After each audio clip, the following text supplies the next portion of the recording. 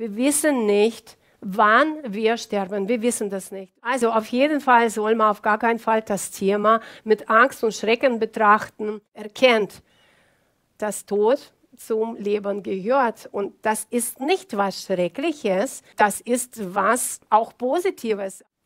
Hallo ihr Lieben, lasst uns heute über ein sehr kompliziertes und schwieriges Thema sprechen. Dennoch ist es so wichtig. Es geht heute um Reinkarnation, Wiedergeburt und das Thema Tod.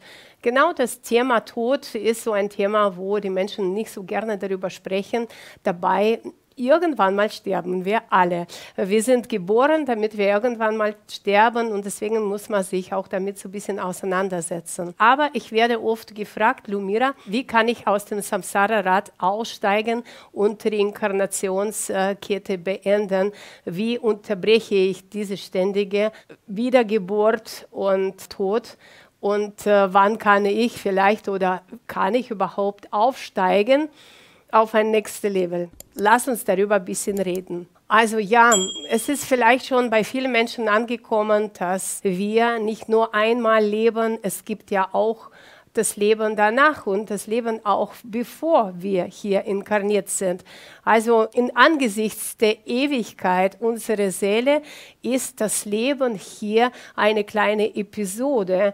Und diese Episode ist dennoch sehr, sehr wichtig. Ich will ja jetzt nicht in das Thema einsteigen, das ist sehr kompliziert. Wie verläuft das in Parallelwelten? Wann habe ich schon gelebt? Wann werde ich leben? Weil das Wann gibt es in Wirklichkeit nicht. Es findet gleichzeitig statt. Alle Inkarnationen, alle Leben, alle Verkörperung, aber es ist für unser Gehirn sehr, sehr schwer, sowas zu begreifen. Aber das Thema Samsara-Rad, das ist das, an was zum Beispiel indische Philosophie und indische Glaube angeknüpft ist, ja, dass wir kommen auf die Welt, dann gehen wir und dann kommen wir wieder und wir müssen diese Rad wirklich durch und durch gelebt haben. Das heißt, wir kommen erstmal auf die Welt in ein bestimmte Verhältnisse und erfahren erstmal, was bedeutet Armut, dann was bedeutet Mittelschicht, dann was bedeutet was anders. Also wir müssen praktisch in dieses Samsara-Rad immer weiter und weiter aufsteigen, aber dieses Samsara-Rad diktiert uns sozusagen, ja, wenn du jetzt von dieser Welt gehst, dann ist Wiedergeburt auf jeden Fall programmiert. Es ist nämlich so, dass an was wir denken, wird auch. Also wir sind selber Schöpfer und wir programmieren nicht nur unser Leben hier, sondern auch das, was danach passiert. Und ja, es gibt ja auch gewisse Karma, welche wir haben und welche wir abarbeiten sollen müssen, um weiterzugehen.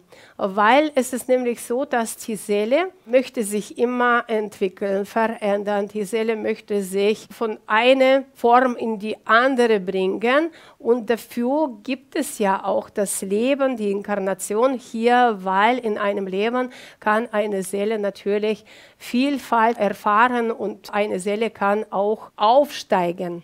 Aber auch unsere Denken und unsere Glaube spielt eine große Rolle. Also wie gesagt, wenn ich an Samsara-Rad glaube, dann komme ich auch hier nicht raus. Genauso mit anderen Religionen, wo auch immer man sich angehörig fühlt, ob das jetzt Christentum ist oder Islam oder was anderes. Also ich will das alles jetzt nicht aufzählen, aber es geht immer darum, dass wenn du in irgendeinem Egregor bist, das heißt in irgendeinem Energiefeld bist, dann ist das automatisch, was danach passiert, je nach deinem Glauben. Und gerade hier spielt es auch große Rolle, der Tod, wie du den Tod erfährst, wie man sich überhaupt auf den Tod vorbereitet hat oder man hat sich überhaupt nicht vorbereitet, ja. Und sogar, wie man beerdigt wird, zu welchem Egregor sozusagen gehört man dann und welcher Egregor spielt man dabei. Ich übersetze das Wort Wort Egregor, ich habe das schon immer wieder mal benutzt, vielleicht wenn du meine Seminare besucht hast. Egregor bedeutet ein Energiewesen, kann man sagen, welche eine bestimmte Funktion hat. Zum Beispiel, es gibt große und kleine Egregors. Ein sehr großer und bekannter Egregor ist zum Beispiel Christentum. Wenn ich da drin bin, dann spiele ich die Regel von diesem Egregor. Der Egregor verlangt von mir, so zu denken, so zu tun, diese Dinge zu befolgen. Eigentlich jede Glaubenrichtung, jede große Sache, auch jede zum Beispiel Firma hat eigene Egregor und diese Egregor sorgt dafür, dass die Menschen, die dort involviert sind, genau nach diesen Regeln spielen, leben und auch darüber hinaus. Die häufigste Frage, was ich bekomme, zum Beispiel ist, Lumira, wie kann ich diese Reinkarnationskette beenden? Wie kann ich nach meinem Tod aufsteigen und nicht nochmal inkarnieren und nicht nochmal immer das Gleiche tun und das Gleiche machen? Ich versuche das so auf den Punkt zu bringen, weil natürlich ist das Thema sehr komplex. Das Wichtigste ist, dass wir uns wirklich frei machen aus allen Programmen und Egregors. Es ist nicht einfach, weil das alles, was um uns herum ist, unsere Familie, die Gesellschaft, die ganze Drumherum, das programmiert uns und lenkt uns sonst wohin, wo wir vielleicht nicht sein wollen.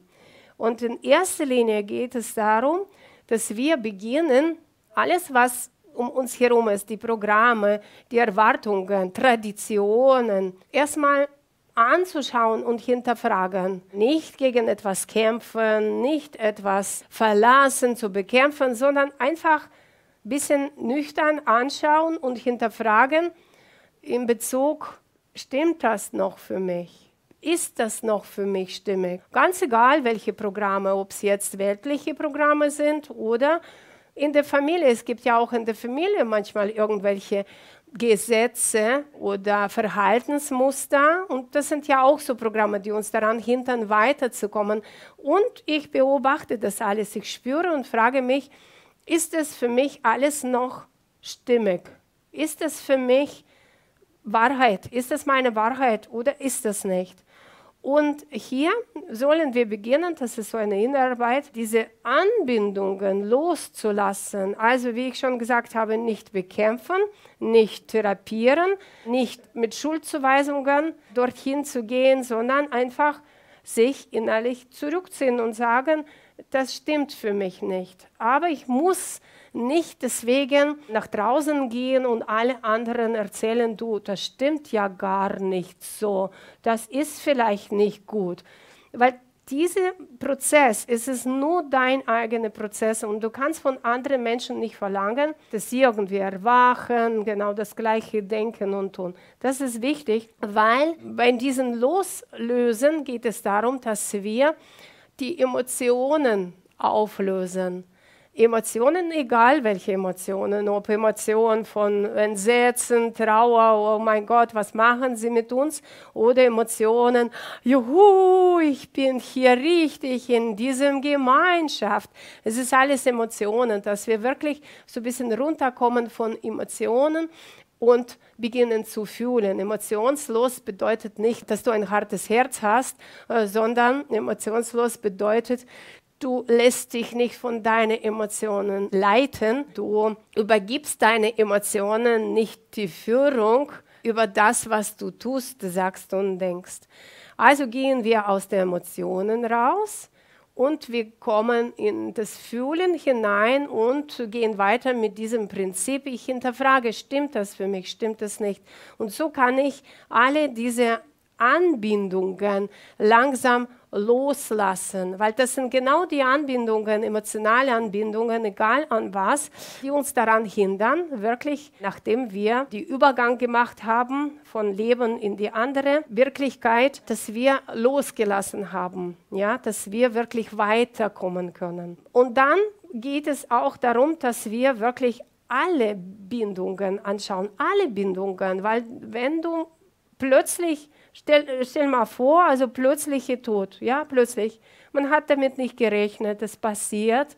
Und dann, zack, und dann bist du raus aus dem Körper, ja, und du guckst und sagst, oh mein Gott, was passiert jetzt mit meinem Haus, was passiert jetzt mit meinem Lamborghini oder mit meinem Kind oder mit meinem Land oder man bereut, oh mein Gott, jetzt bin ich tot. Oder wenn ich überhaupt merke, dass ich tot bin als Seele, ja, dann, jetzt habe ich jemanden was Schlechtes gesagt und mich nicht entschuldigt, ja. Also solche Dinge kann auch uns daran hindern, dass wir weiterkommen und so werden wir nochmal geboren, damit wir das nochmal verstehen, erlernen, irgendwie loslassen.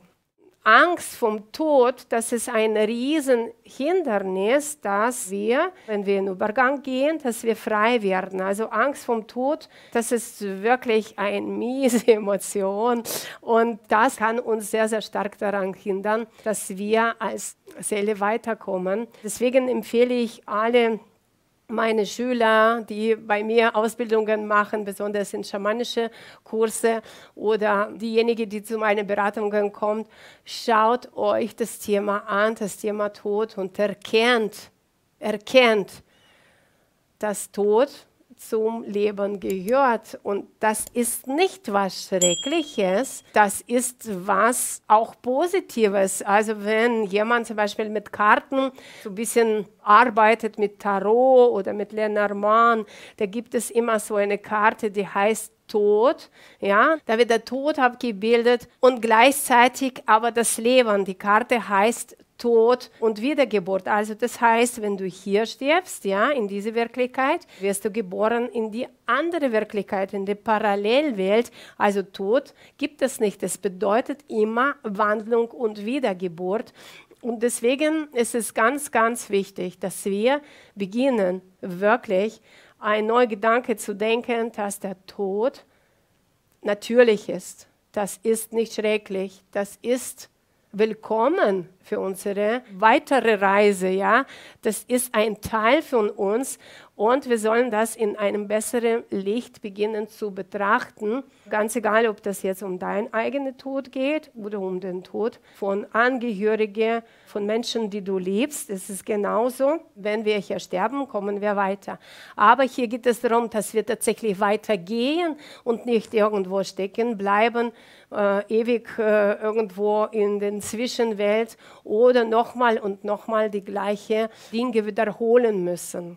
Ja, also versuche mal wirklich das Thema so ein bisschen anders zu betrachten. Klar gehört dazu auch ein bisschen Mut und vielleicht hast du dann Lust, wirklich zu meinem schamanischen Ausbildung zu kommen. Da nehmen wir das Thema so ein bisschen mehr auseinander und lernen auch durch unseren Fokus wirklich dorthin zu gehen, wo wir eigentlich sein möchten. Also es geht darum, dass wir wirklich dann frei werden, ja, dass auch unser Leben, was wir jetzt hier leben, auch einen Sinn hat, ja, auch wirklich uns dorthin bringt, wo wir ursprünglich sein wollten, wirklich leuchtende große Seele, weiße Seele, ja, also wirklich entwickelt sein. Und diese Entwicklung, die hat keine Grenze. Also man kann sich dauernd entwickeln und das ist der Sinn. Das Leben hier hat es einen Sinn und du kommst auf diese Welt nicht für deine Eltern, nicht für deinen Ehemann, nicht für deine Kinder oder deine Ehefrau oder für andere Menschen. Du kommst nicht dafür, dass du andere heilst, dass du andere therapierst. Nur in erster Linie kommst du, damit du über dich hinaus wächst und dass du wirklich etwas aufbaust in dir, etwas Wunderschönes, etwas Stimmiges, etwas, was dir gehört, ja.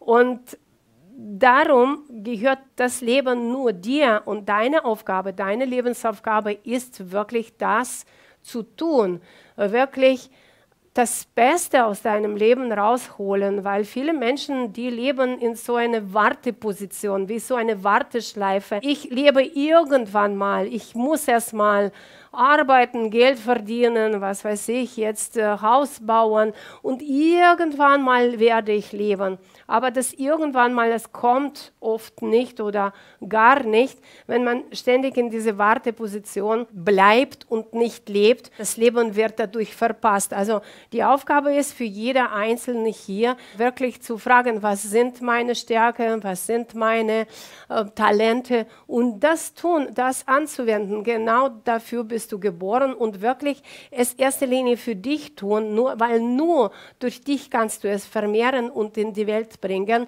und dann kannst du wirklich dadurch deine Welt verbessern, verschönern, wirklich hier wunderschöne Spuren hinterlassen, weil wir hinterlassen tatsächlich die Spuren hier. Jeder Mensch, egal wie lange das Leben oder wie kurz das Leben ist, jeder Mensch hinterlässt irgendwelche Spuren.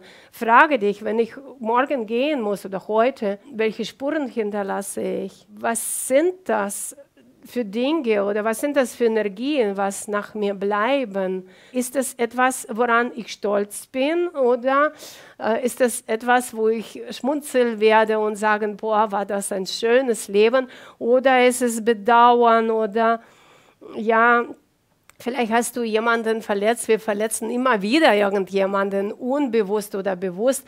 Aber das bedeutet, dass ich wieder gut gemacht habe, ja, dass ich mich vielleicht entschuldigt habe für mich selbst erstmal, ja, dass ich wirklich die Lektion verstanden habe. Schau unbedingt mein früheres Video zum Thema, bereust du noch oder lebst du schon? Also es geht darum, welche Spuren ich hinterlasse, weil die Seele kann nach dem Übergang zum Beispiel keine Ruhe bekommen und sagen, boah, das, was ich hinterlassen habe, das war nicht alles, erstens, oder das war nicht gut, da habe ich irgendwas noch zu tun und dann wird man wieder geboren und so ähnliche Situationen bekommt man dann in nächste Inkarnation.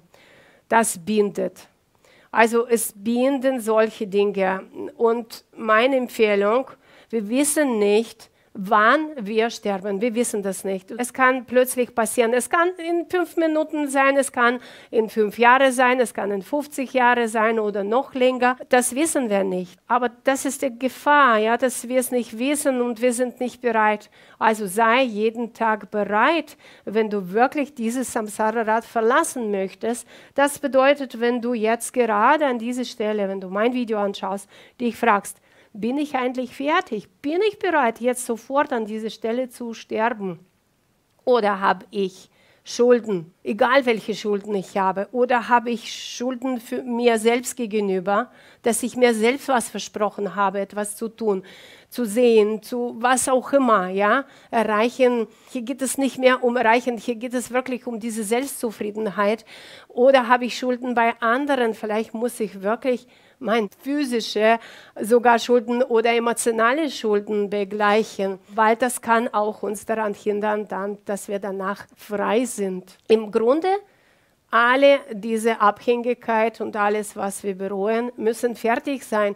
Also meine Empfehlung, nimm einen Zettel, schreibe alles auf, was du bereust, was hättest du gerne anders machen müssen, weil das sind so Dinge, die dich dann hindern werden, wirklich weiterzukommen.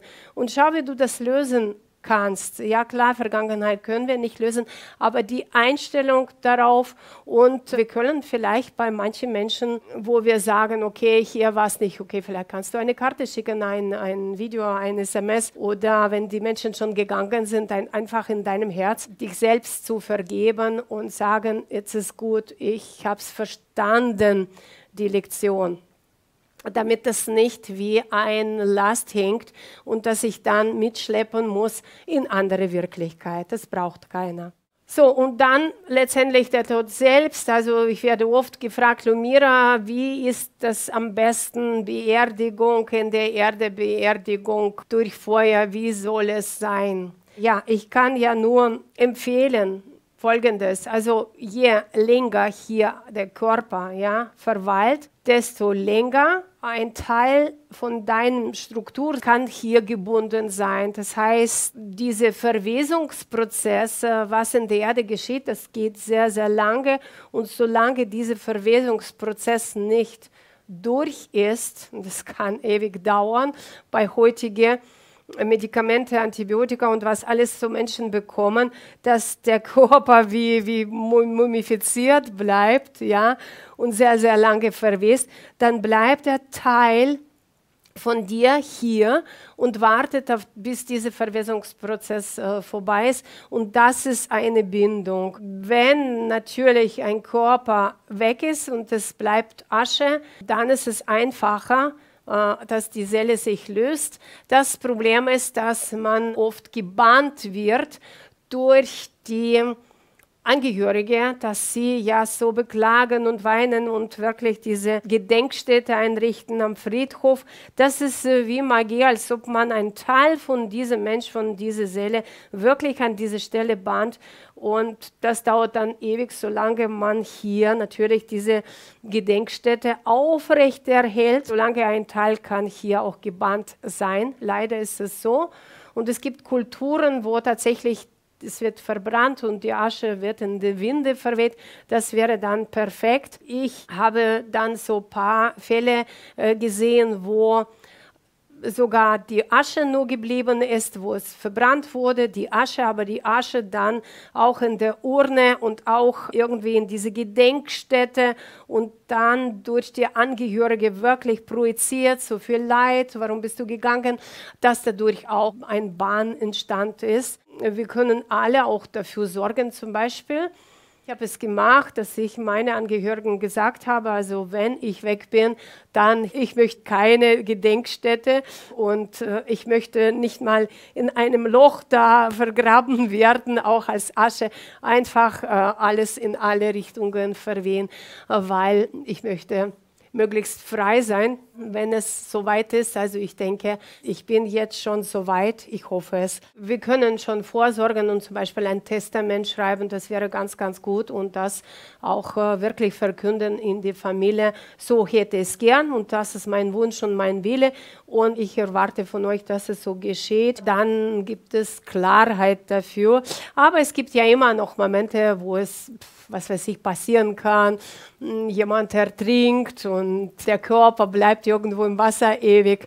Aber es ist wahrscheinlich dann so von deinem Universum, von deiner Seele gewollt, dass man auch diese Erfahrungen macht. Also auf jeden Fall soll man auf gar keinen Fall das Thema mit Angst und Schrecken betrachten. Unsere Seele sieht das alles als Spiel. Das ist alles als interessante Erfahrungssammlung für unsere Seele. Und wenn wir beginnen, auch diese Blickwinkel zu übernehmen, dass wir nicht dramatisieren und nicht alles so gleich dramatisch nehmen, gehen wir auch viel, viel leichter wirklich weiter nach unserem Wechsel in die andere Wirklichkeit. Ich ahne schon ein Flut an eure Fragen und so nach dem Motto, Lumira, wie ist das, wenn? Oder was auch immer, irgendwelche Kommentare zum Thema Gott und die Welt und bestimmte Religionen.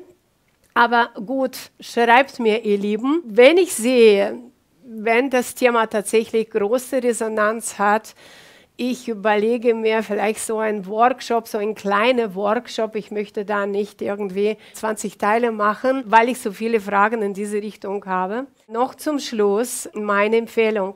Nimm einen Zettel, schreib dir auf, wo bist du nicht fertig, ja, und versuche nach und nach diese Zettel abzuarbeiten, dass du wirklich kein Last mitträgst.